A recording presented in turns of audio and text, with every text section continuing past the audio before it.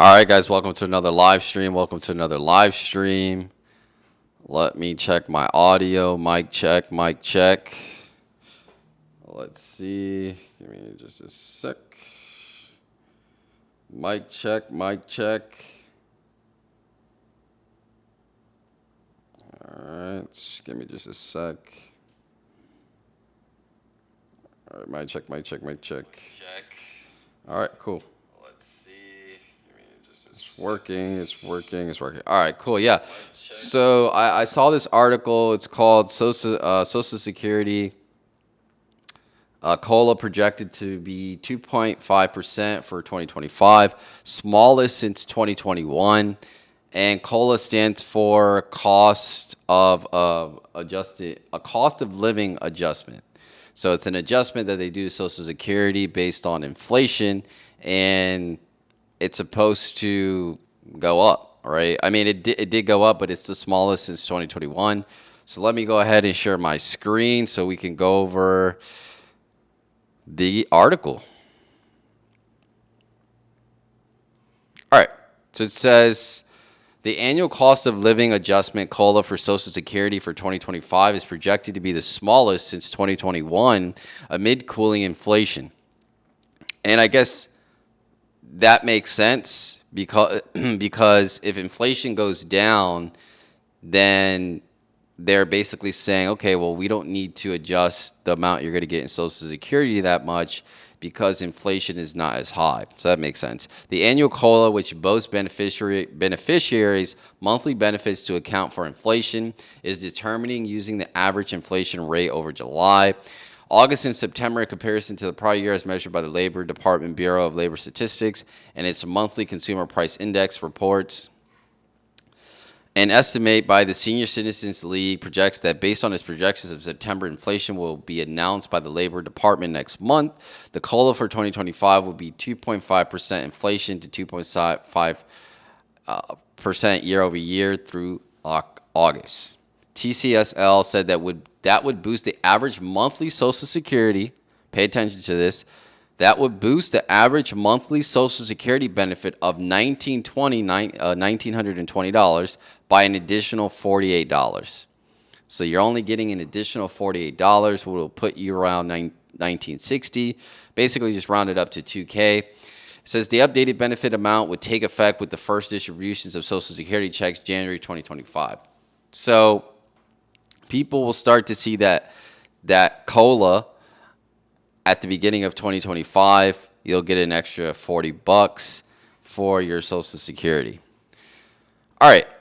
So yeah, when I think about my retirement, when I think about life after working, and it doesn't necessarily mean you have to stop working, but I would say all the hard work, I should say, at retirement, you probably could still be working, but most of the hard work is done.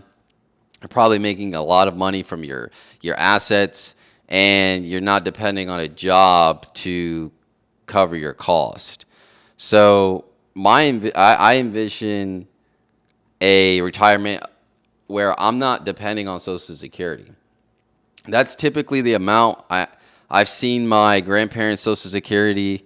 I've seen people's Social Security around 55. Well, you can't get it until 60, I think, depending if you have like a disability. But yeah, I've seen people's Social Securities at 60, and typically, if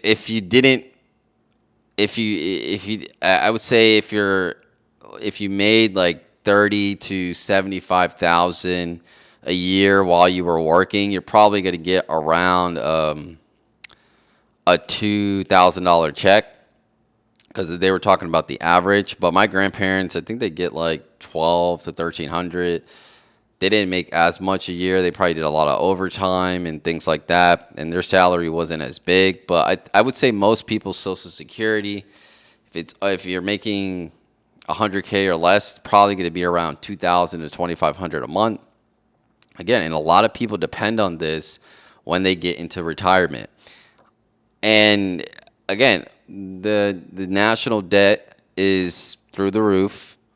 We're going into an environment where student loan debt is coming due for a lot of students. So we're just in a lot of debt. So what they're saying and what they're forecasting is by 2030, 2040, or 2030 to 2040 that there's not going to be much Social Security left. So if your plan is to depend on Social Security when you retire, you probably need to rethink that plan, right? Because there's just not going to be enough. And you have to think about it like this too. They're giving you, I mean, you could just see it right now, but they're giving you an extra $48 for the year of 2025. Now you're getting, and that would bring that average Social Security amount from 1920 to 1960. But I think for the majority of people, they don't have their house paid off at 60. I would say they're still trying to pay off their home. I mean, if you got a 30-year mortgage at 30, and maybe at 60 you do pay it off, but that's assuming you stay in the same house and things like that. I say most people are still paying some type of rent at age 60. So the whole point of it is you're not going to have enough to cover rent, to cover groceries, to cover medical costs, to cover vacation and things like that. So yeah, make sure you're not just depending on Social Security. They're predicting that it's going to not be there in the future, the near future, 10 to 20 years. And if it's there, it's probably going to be significantly lower than what it is today. So what should you be focusing on? You should be focusing on side hustles, alternative investments, good trends that are reliable. For instance, AI, blockchain, things like that, I think are going to be fast growing, and it's going to be what we're going to be using in the future. So I think if you have an investment in those spaces, it can definitely make up for the lack of Social Security that you're going to have in the future. I think one or two right investments where now you can add an additional 300 to 400 grand to your retirement pot. Maybe the typical person has 300 to 400 grand, but now you get into an AI or blockchain play, you invest a decent amount of capital, and now you add an additional 300-400 grand to the 300-400 grand you were going to have just with your 401k.